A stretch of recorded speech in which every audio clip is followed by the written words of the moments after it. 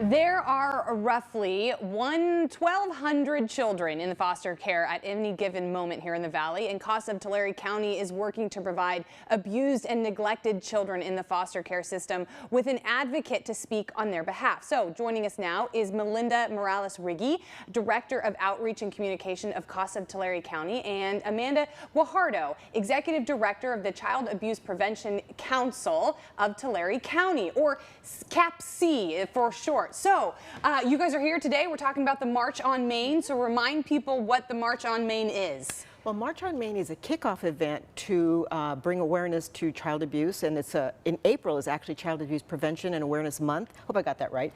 But our event is a kickoff event so that we can raise awareness, make people aware of what's happening in our communities, make them safer for children, so we can identify and make communities safer for children and report when necessary, and just bring people into the discussion about how we can help.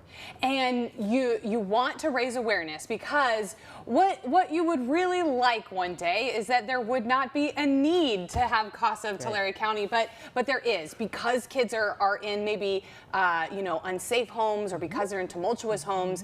People need Casa of Tulare County. What do you guys do for kids? Well, CASA is an acronym, starts for Court-Appointed Special Advocates, and we train community volunteers to work with children who are in the foster care system while their cases are being decided.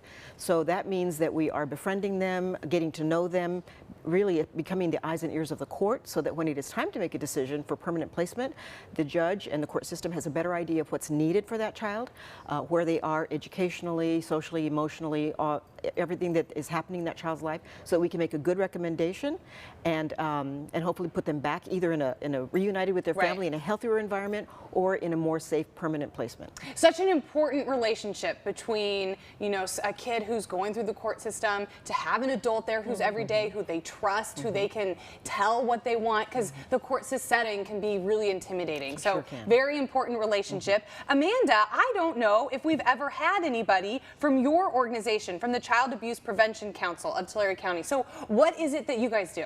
So the state of California, actually, in the Welfare Institution Code, or what many people refer to as the WIC code, there's a requirement for every county in California to have a Child Abuse Prevention Council. And they all kind of look a little different, how they're structured, which is great because it means they're meeting the need of that specific community. Ours in Tulare County, obviously our name says what we do. We want to get there before something bad happens. I think we can all say that the world is a very different place today than it was 3 years ago. When we were sent home to be safe, home wasn't necessarily the safest place for a lot of our children. The rise of alcohol, the sale of alcohol went up significantly during sheltering in place. And we don't, think that drinking is child abuse. However, it's one of those risk factors. And so now we've got children living at home with very stressed out parents. And so those risk factors have gone up. So what we try and do is to raise awareness of what child abuse and neglect looks like. For teachers and those of us that work with children, we know what a bruise and a cut looks like, but now we're looking at behavioral indicators. And those are even more significant and have some lifetime outcomes if we don't break that cycle. Melinda talked about how nobody likes to talk about child abuse. But it's one of those things that we're all responsible for. If you're a business owner, if you're a taxpayer, we are paying for the outcomes of child abuse. And what do you see? How does child abuse manifest in a county like Tulare? What do you see? Oh gosh, well, there is the emotional distress that happens, the trust for maybe you'll have a family that doesn't trust their school or their church, because those are the places that we grew up being taught that we're supposed to trust them. They're supposed to take care of us. But, we read the paper, we look in the news, and we see what's happening in some of those organizations. So it leads to a mistrust of some community resources, which is why, even though we showcase some of the effects of abuse and neglect, we start off with our March on Main Street, Right. so that we can show that there are community resources Yes. that are strengthening families, that are promoting child well-being.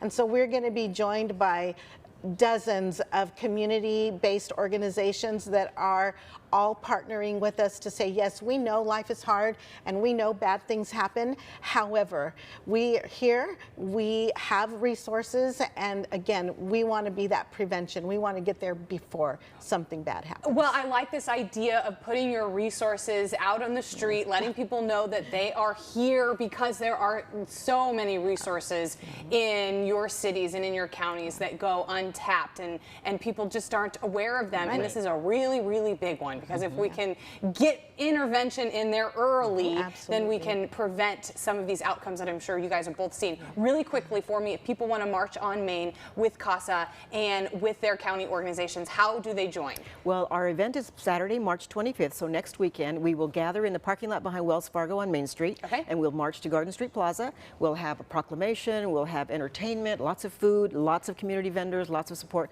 information. It'll be a lot of fun, and we'll be putting balloons and ribbons all up and down Main Street, so it'll be a fun event as well. Okay, perfect. A great cause to march down Main. We'll have all the information online as well. Ladies, thank you so much for being here today. Thank you for having us. Thank you for having Thank us. you very much.